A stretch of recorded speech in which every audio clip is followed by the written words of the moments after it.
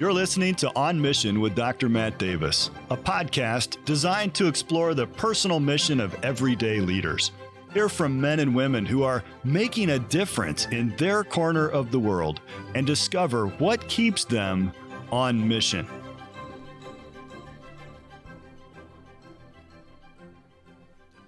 Welcome to On Mission with Dr. Matt Davis. I'm Jonathan Sheely. We are joined today by Tony Kinnett, investigative columnist for the Daily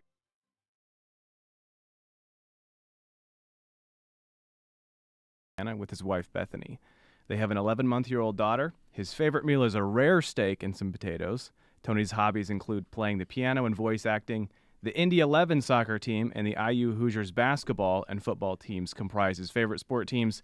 Tony, my friend, welcome to the podcast. Thanks for having me on. I have to bring to attention, why the look when I said the Indy 11?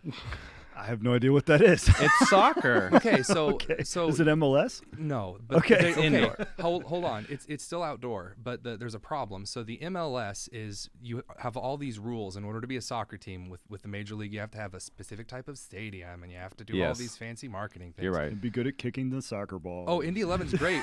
Before Minnesota United made it to MLS, we beat the snot out of them regularly. Yes. And then they got up because they had a stadium, and Yeah. Indianapolis, no one can, I kid you not, the problem is they have the money, no one can decide where to put the stadium. Yeah. For years. Oh, it's And just politics. Soccer is a huge culture in Indianapolis, too. Yeah, it is. It's huge. So many indoor leagues that you were talking You know, about. that's the problem with the Chicago Bears. I'm not touching it. I'm a Chiefs fan. If I'm we not just touching had it. a better location for the stadium, the team would be. Oh, yeah. They're going to be put a it lot over the better. highway. They're going to put it in Arlington. Arlington? They're Yeah. not going to replace one of the oases on the bypass just with the Bears stadium? No. They might get people to come. Get I more was people. going to say, Yeah, stop but at no. Mobile, catch a game. So you you met your wife, but not at Maranatha. So we have that in common. That is true. There are wonderful, godly women other than that come to Maranatha. I mean, most of them do, come to Maranatha. but My there are a family few. lamented me not finding someone at Maranatha. My grandmother, seriously, You thought was all hope was so- lost. A little. Oh, no. Because then it was like, well, there's only the people at your local church. And so then it was like trying to get me to people that I just didn't, there was no Yes. spark or There's no anything there. chemistry And is I'd the word served you're with a looking ministry for. for years. We were like siblings. It was so, So did you meet her on an app, or how did you? Yeah. Oh, yeah. I mean, I was so busy like teaching and writing and doing other stuff. And I was playing in a small orchestra at the time to de-stress. And a lot of people in that orchestra knew who she was. And we had talked a little bit, and then the app timed us out. And so we lost connection with each other for like a couple of months. And we both were like, well, So if you had that's to, meant like, to be, upgrade God the will. pay version. It deleted. You don't even get to go back. So we waited a couple months, and Fail. it came around on a different app, which is a Coffee Meets Bagel, which is just the most millennial sounding name for an I app. never heard of That's that right. It's not. So we met, and when on our first date, we talked for 3 hours about like serious stuff, about like our faith and what Yeah. important things were to our life and why we were waiting to do things the right way. And it was one of those after the second or third date we both knew. That's incredible. Yep. And then I left her to go up to Northland to work for a summer to do like directing there and teaching some of their kids. They were doing for like an exchange study program. Mm-hmm. And she came up to see me at Northland. That's that a was an commitment. investment. Yeah. 8 hours Yeah. all To get the way there, up from Indiana. you drive to the edge of civilization and then keep going a few more hours, and eventually. It's just nothing up there and Well, nothing what at a all. beautiful campus and a great place for that kind of an environment. The Vietnamese students that I got to teach loved doing, we studied ecology and like Okay. advanced ecology because they were far beyond what kids our age were learning in that. And so we would do these in-depth like nature investigations, and I contacted like a local office, not the Oshkosh Zoological Society, but Very prestigious. it's very Right. prestigious. But For all four people. I that had know never it. heard of it before. yeah, but, It was just a really cool experience. There's something about wonder people see when they see God's creation in nature. Mhm. There's a light in the eyes, you know? Well, I want to talk to you about that in a little bit.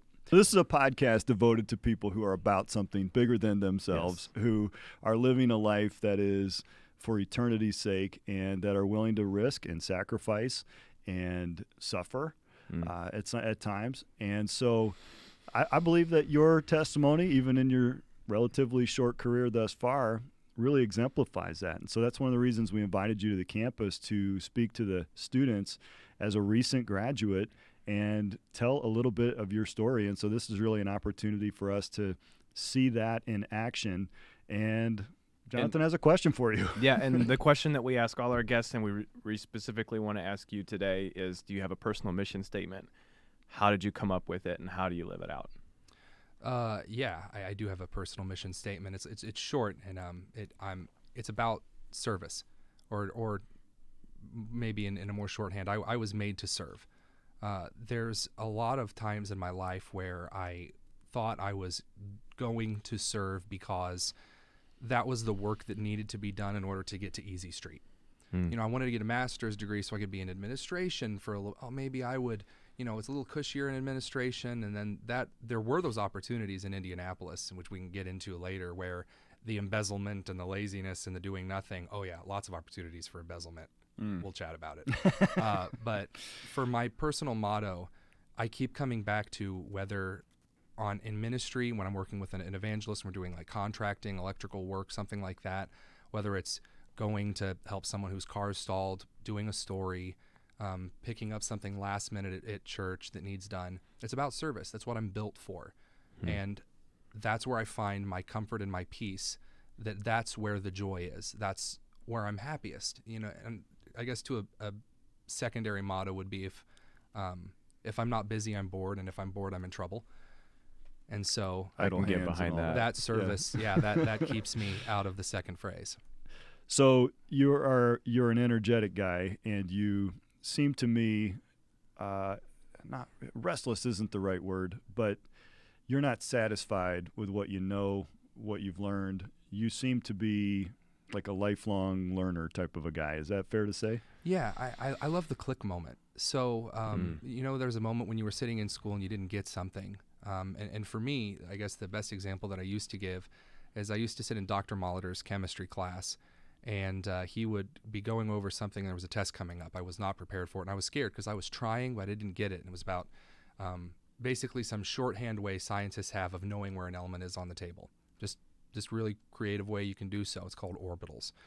And he explained it in a way that I had never heard it before, and it just popped into place. And everything made sense from there. And I became obsessed as a teacher with that moment, and really as a person.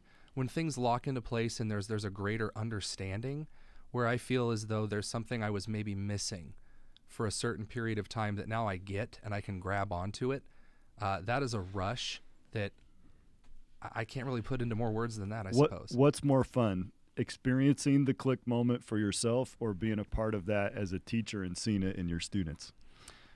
Can you recognize it when it happens? It's not a better thing. Oh, you can. I mean, because the lights come on. I mean, you see the eyebrows raise, the nose contracts a little bit, the lower lip goes in. Everyone, always. And it's not as one is better, but they're different feelings. You know, the difference, I guess, between, you know, coming at home after a long day and seeing your wife and then maybe seeing a friend you haven't seen in a long time. Neither one's better. They just are different kind of experiences. And so working with teachers and parents that are just suddenly getting something, that's wonderful. But also experiencing it yourself in totally different areas, philosophy, contracting, something like that, from the vast to the mundane. That's right. And they happen in different moments too. The moments where I have the personal aha is usually by myself, and I'm studying or we're reading or something. But if you do it with other people, you get to share that joy in that moment with that person.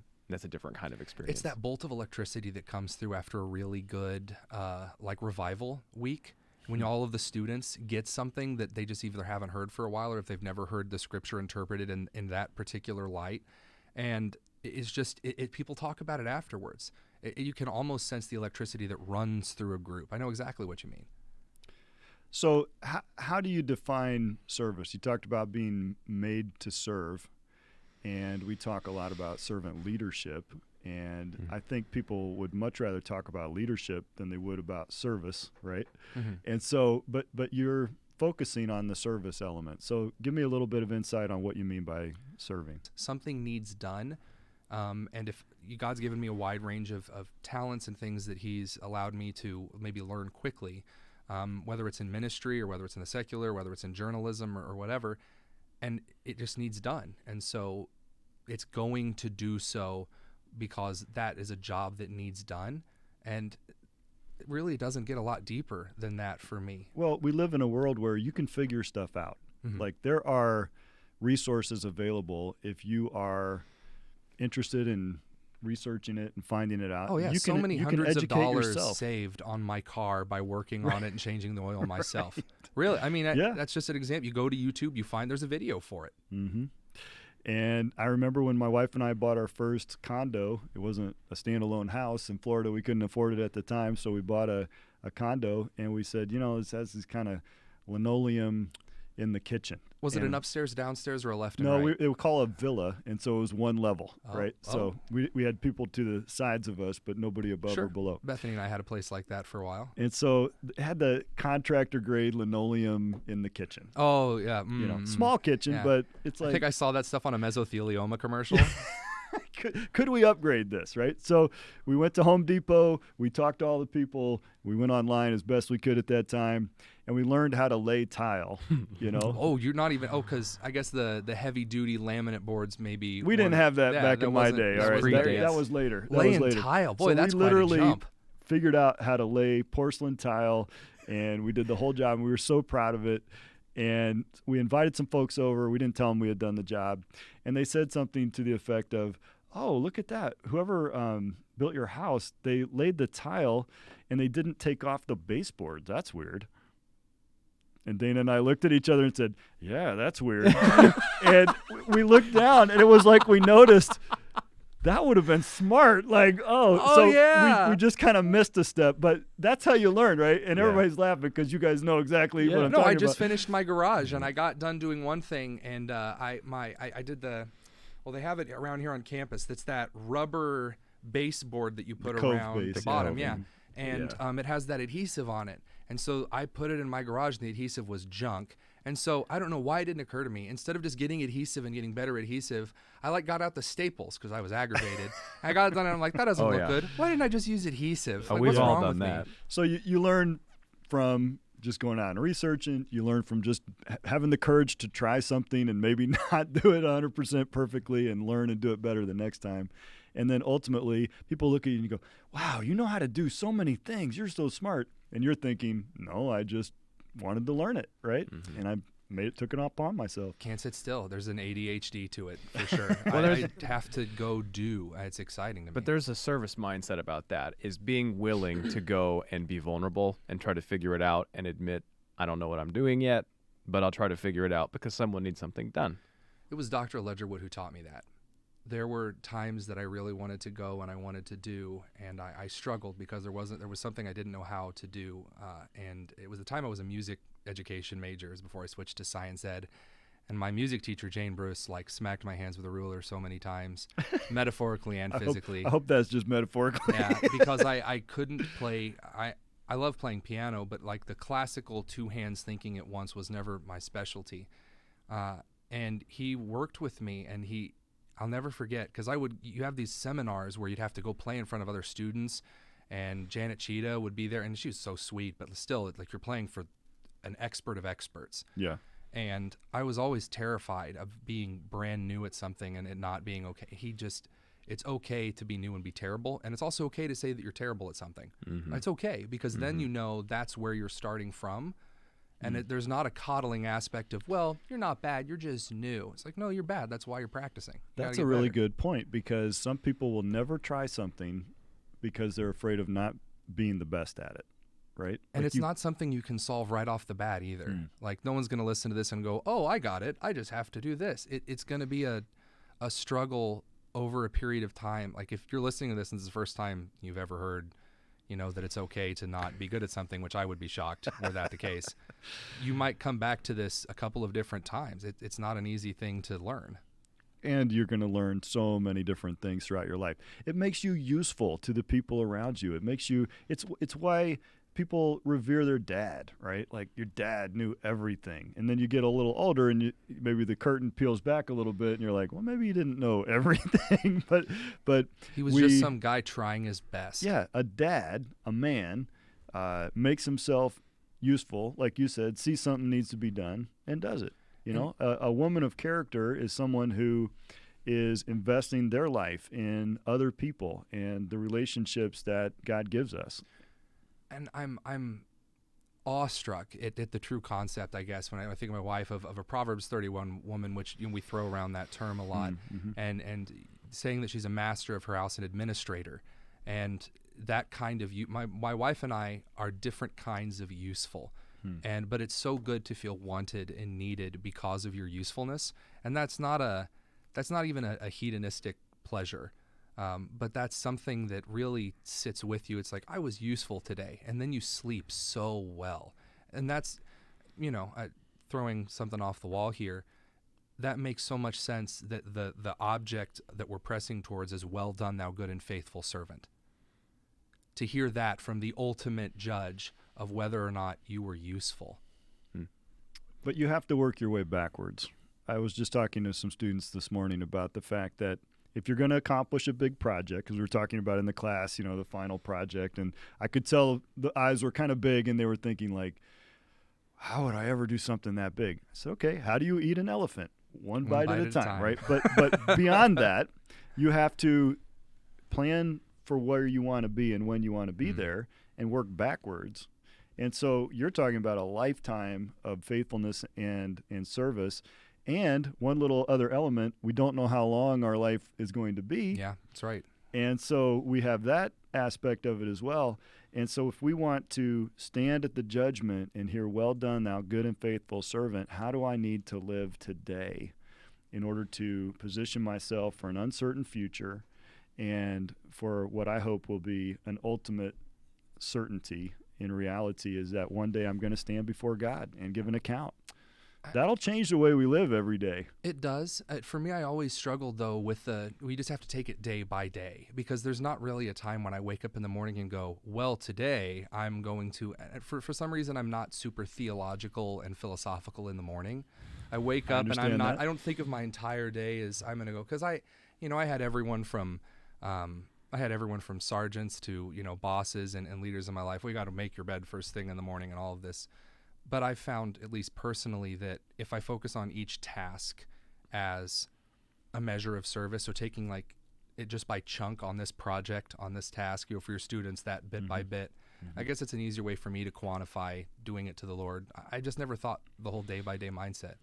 Hope I didn't throw you off the rails there. No, I think I'm agreeing with you. There is a benefit to having a regimen. And I think what you're talking about is having a self-discipline to get you through what you don't feel like doing. Right. And we do have rhythms to the day. And for some people, it might be more in tune with their spirituality, to put it that way, in the evening or at night than they are in the morning. I'm not a morning person. I had friends that did the whole evening devotion thing, and that was always the wildest thing on earth to me.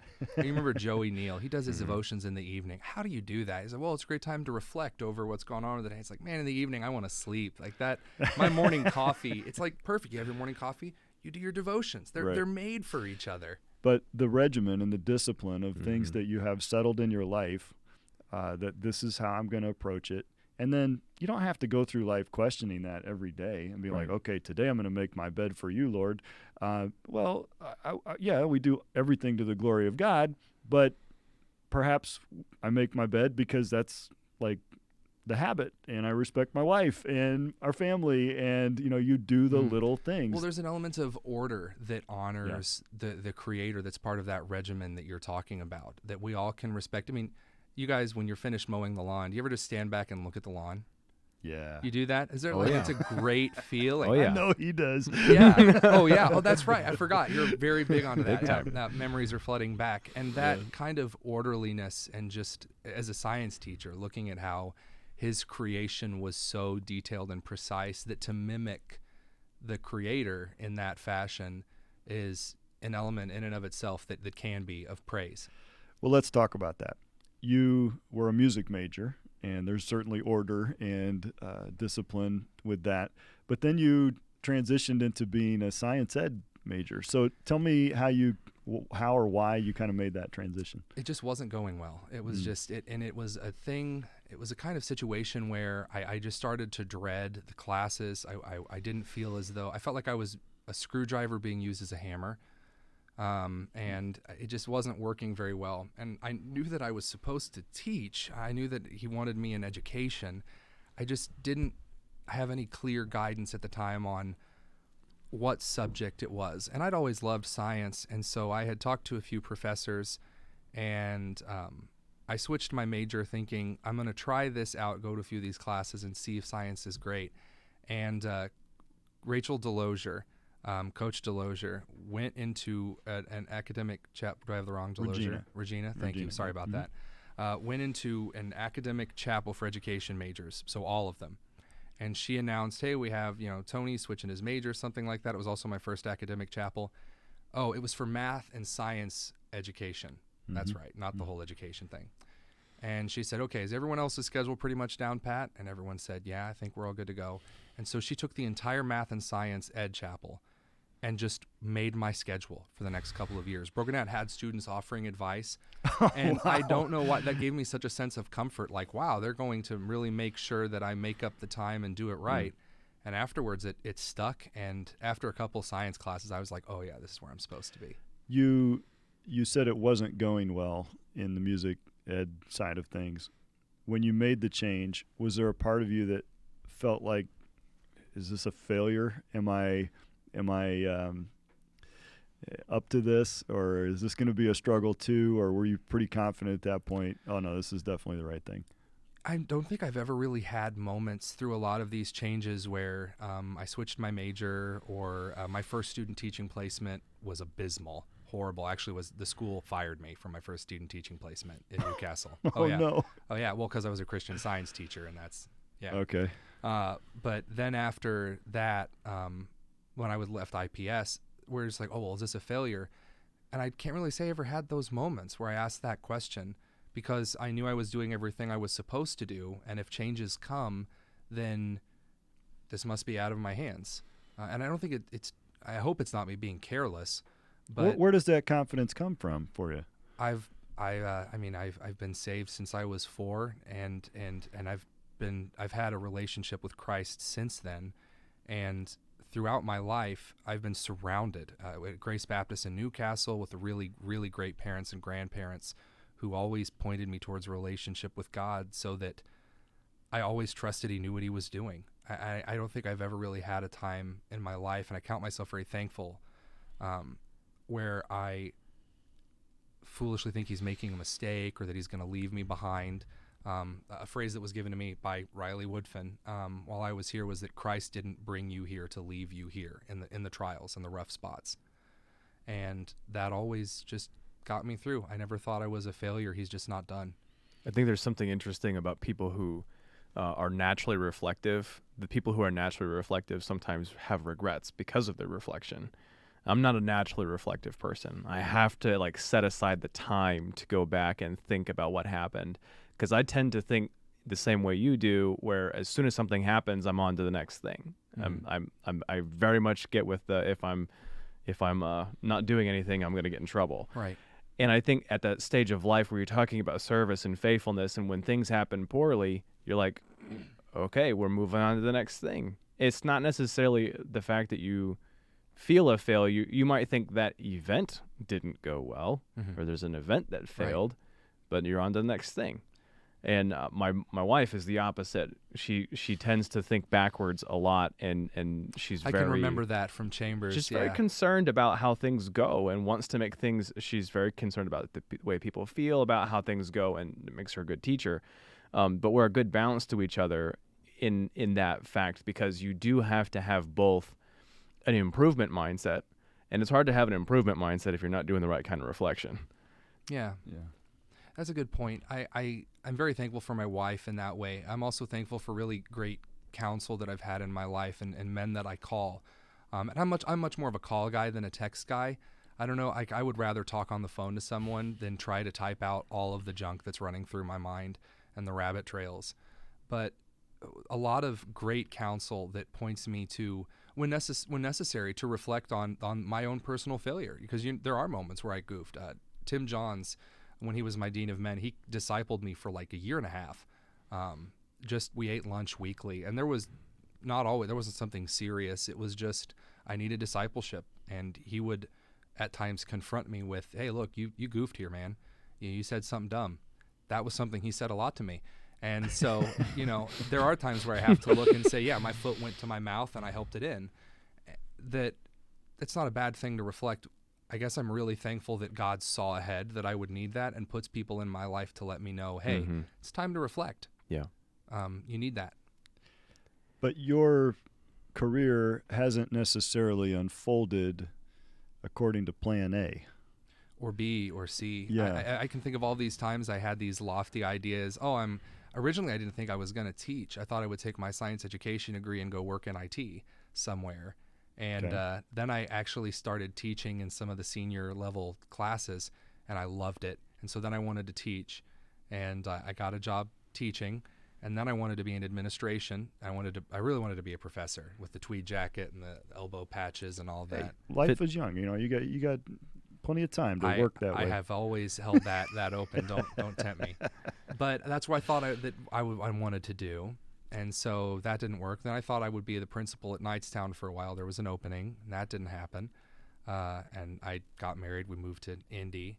And then I thought I'll work at this school and rise to the ranks to be a professor. That didn't happen. And then I got the director job at IPS, and I thought, I'll just do this for a while until I go to a different district that's not so insane, and I'll be their director of curriculum in general instead of just science curriculum, just curriculum. And that didn't happen. And then so there have been a lot of moments where, I think this is how it's going to go. I don't think there's been a time yet where I have said, this is where I'll be in 5 years.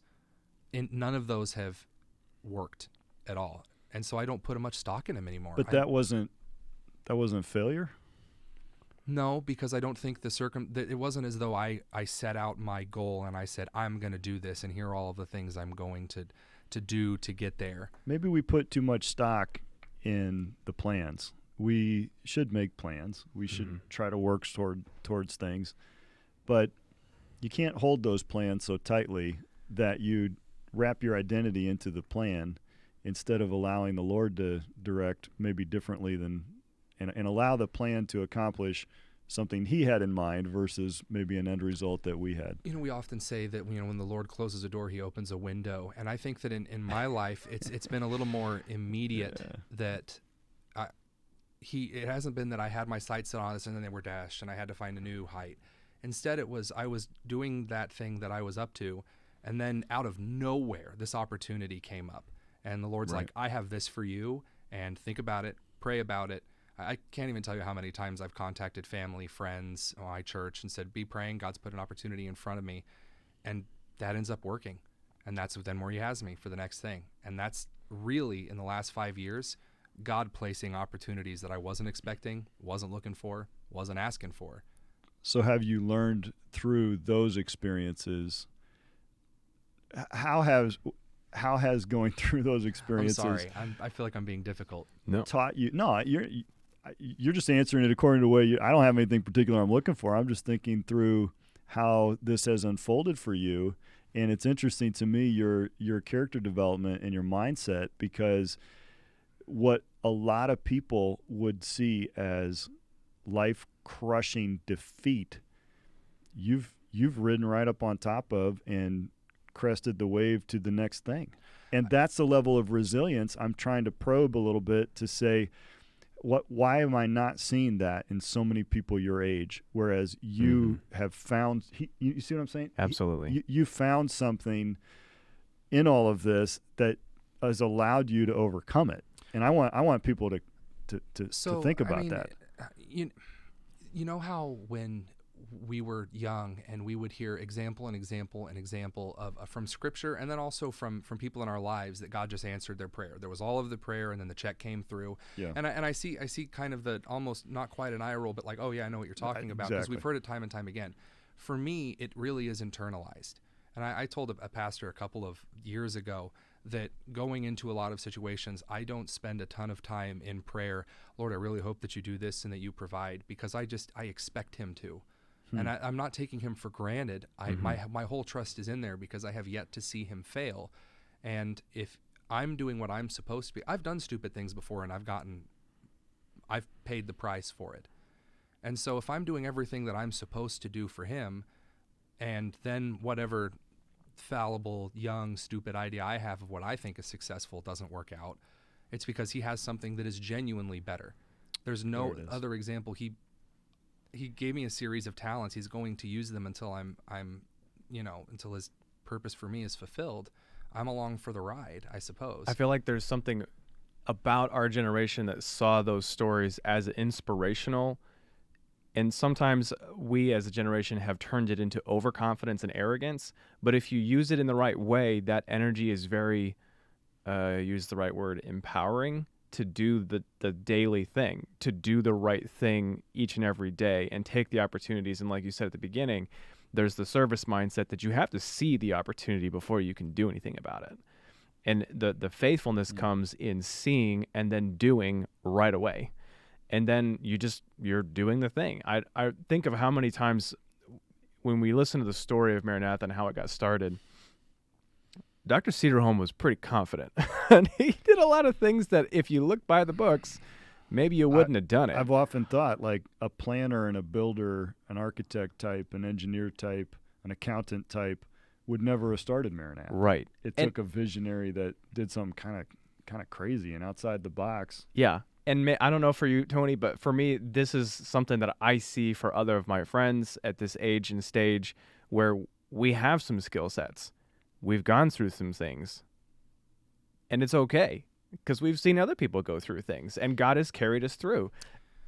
Is that what you're trying to say? Yeah, I think that's a more articulately put way of digging into that a lot of my family, and I feel bad that at times my dad and my grandmother specifically have asked, they really wish, I think, that I would have just stayed in the classroom in Eastern Central Indiana and just taught at a quiet level because they're, and for good reason, they worry about the chaos and the stress and people coming after us and instances that are scary, and also the uncertainty. I mean, setting fire to your career, heading upwards in education was scary to a lot of people, but I guess that for me, I never had another option mentally. I was surrounded and very blessed to be surrounded by the atmosphere that Maranatha provides when I was young and growing up at Grace Baptist in Newcastle all my life. And there's an arrogance. I could run off and say, well, if God's going to protect me, I can just, go do whatever I want.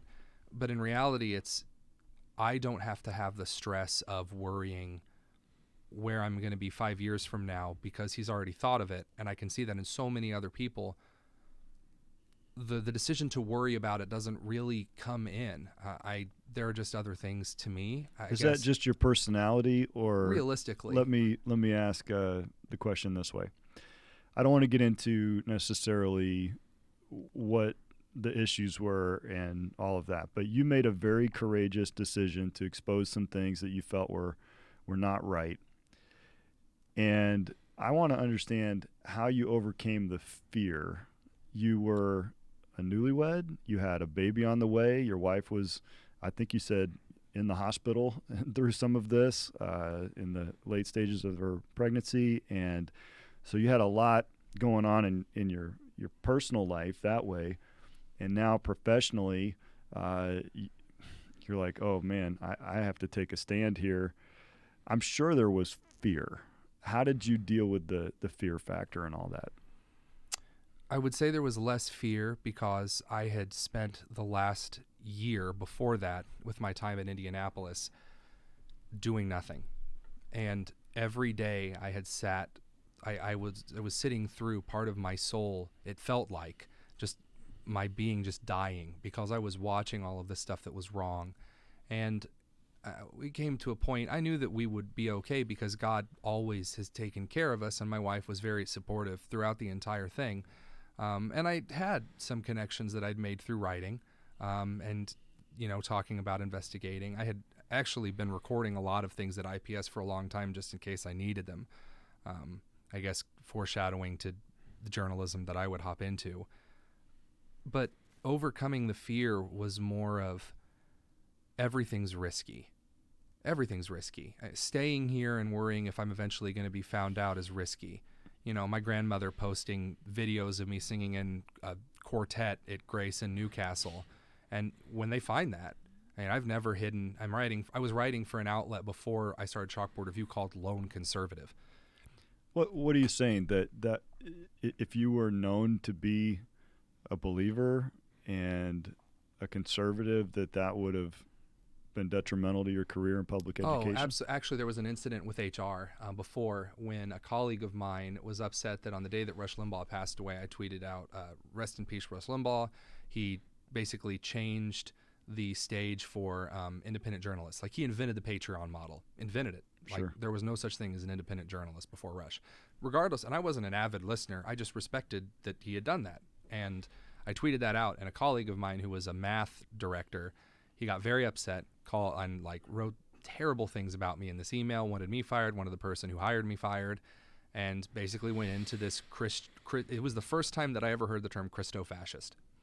And I was brought into an HR meeting, and this was right after the cutoff in April of 21, when you have to let someone know you're not renewing their contract in education. And they brought me in there, and I thought they were going to say, "Look, what he said was wrong. We apologize." And they started off by saying he was very brave for reaching out and talking to you and talking to us. And I thought at that moment, I was like, okay, there's a timer. There's a timer. And so a lot of people think that, you know, I just got to a point and I snapped and it was done. No, I knew that my contract wasn't going to be renewed the next year. Yeah. I wasn't trying to go out in a blaze of glory. I had conversation before, like, I'm not interested in reporting on Indianapolis while I work here. But once they asked me personally to lie to parents, especially the Hispanic families of Indy, who I am very affectionate towards, that was crossing the line. That was asking to bow before Nebuchadnezzar's statue for me. I think there's something really important to park for a second. When Christians are involved in the public sector, we all are exposed in some way, you know, for being Christians, and that's not as popular as it used to be. And so there's this mindset of, or it's not as normal as it used to be. And so there's this mindset of, oh, once you leave the college scene, you'll go into the world, and then the battle will start, and you got to be okay with that, and you got to know. And I understand where the heart comes from, where it's like, this is in our college circle, in our college scene here at Maranatha on campus. This is a time, it's kind of a greenhouse effect where you need to grow, you need to really double down and understand who you are and who God is. Interesting way. I've never heard it put like that.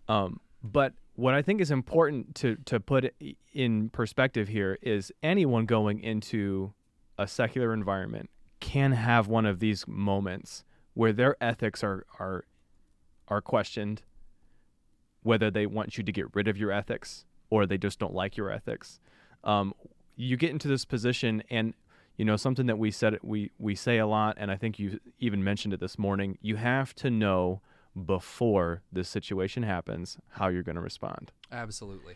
And what's powerful about your story is that you saw the moment when the culture changed for you, where you were changed, and you go, okay, but I'm still going to be faithful. And I think what's cool about right there, what you just said, is you didn't bail out then, because there was still work for you to do before things came to a head. And I'm assuming, I don't know all the stories, but I'm assuming you had an impact on the students that you were working with and the other faculty that you were working with between that first instance of, oh, this isn't good, and the final instance where it's like, okay, time to move on. There's a moment where you realize the ship is going to sink anyway, so I might as well use the rest of this time profitably. Yes. And that moment for me in April was like, okay, let's start getting some affairs in order. And I did. I reached out to some friends. Chris Rufo's a friend of mine, and we started talking about some things. And there were individuals who wanted me to go nuclear at that moment. I was like, it's not the time. I'm not out there just for I don't want the Tony Kinnett show. I don't want people, oh, Tony, I'm not interested in that. Well, that would greatly diminish the impact of your message if you did that. Exactly. And also the teachers that would immediately see that as a power grab or something else. Because the term grifter gets thrown out a lot. Someone who just does something for money and attention. There are a lot of people like that on both sides. I see people selling stuff using political lingo and whipping people into a frenzy just so they can sell whatever merchandise they have to happen to be offering. It frustrates me because I have the same amount of time on the clock that they do. So I was asked to go speak at the Indiana legislature to address the Senate over a bill that was being considered about critical race theory. And listening to some of the other individuals that were in there ranting and raving and screaming on both sides, it was really discouraging to see this is what's possible and this is who you can turn into and think that you're doing something righteous and think that you're doing something really important. Mm-hmm. And so there's a balance, and that's why I go back to the service. Just focus on the service. Is if I continue the next story that I release, the next radio show that I'm doing, the next act that I'm focusing on, it's also a bit of insurance against Tony's ego and Tony's pride. Right. So we are seeing a resurgence in school choice, and that has led to thousands of people that had no option to choose a Christian school, private education for their kids, actually for the first time having an option. And what we're finding is that when people have the option to choose an alternative, they do. And there Arizona's a great example of thousands. In Iowa, just this last week, passed, actually maybe this week, passed an extraordinary school choice bill, and uncapped, and you can take $7,000 and take it anywhere you want to go. And so we're finding that. But, man, I hesitate to ask this question because of your experience. I don't want to put you on the hot seat. But I have no skeletons, no third rails. No. I just, not for your sake, but for the sake of the answer, what would you say to a ed major who's considering career path and the potential of, I'm going to go out there and I'm going to have a ministry and teach in a public school the way they are at this point? Now, maybe Indy is different, and I realize that it depends on the district, but you've lived it. What advice is there? What would you say? If God has given you a passion to go teach in public schools, do so. Do so because that's what you were called to do, and that's what you are built to do. A lot of times people think that, we have a calling and then we kind of choose how to prepare ourselves for this calling, when in reality, God is building you for the calling. He is making you to order for that specific circumstance. God gave me a lot of talents when I was growing up that he has now used in various ways that I would never have been able to anticipate or sharpen things for specifically. So to the ed major out there who's saying, I really am considering going into the public school for a public school ministry, that was not my mindset. I didn't view it as though I was going to be a public school ministry. That's just kind of where I knew God wanted me, was in the public school, which is kind of two different things, because some do have that burden.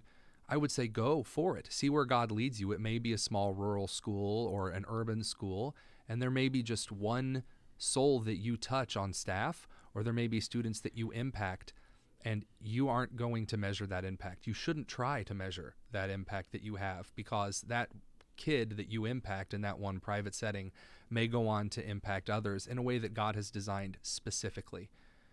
The external circumstances that may factor into the fear that you have or the political assertions that you have, God used me while I was in IPS with a lot of teachers and students, even if I would have maybe in my more elementary view of how I view where I want him to put me, even if I would have rather have been somewhere else in a more comfortable environment. I think you were a very effective teacher of science from even the perspective that you had, so-called, that wasn't popular in the system. You were seeing success in the classroom, and it was almost in spite of that they treated you this way. Now, right? And that was the fun part of it, because some of my critics since have said, well, Kinnett was fired from IPS, so that means that he's no good in education. But then I asked Indianapolis about I'd say 5 or 6 months ago to release my evaluations, and to their credit, very quickly, very respectfully sent me my evaluations, and they were as close to flawless in a weighted system as it can be. They were like, no problems, good in the classroom, good with teachers, high ratings on the professional developments that I led, and be good at your job, because it's very fun to teach and to be good at that, and then have people questioning, why are you different? Why is your classroom working? And then that opens up so many doors for conversations that are going to change some lives. Well, that's pretty key, isn't it? That Absolutely. You should be good at your job to the glory of God. Absolutely. And what that does in enhancing your testimony because of that. So I appreciate that. Thank you so much. Tony, this has been so much fun.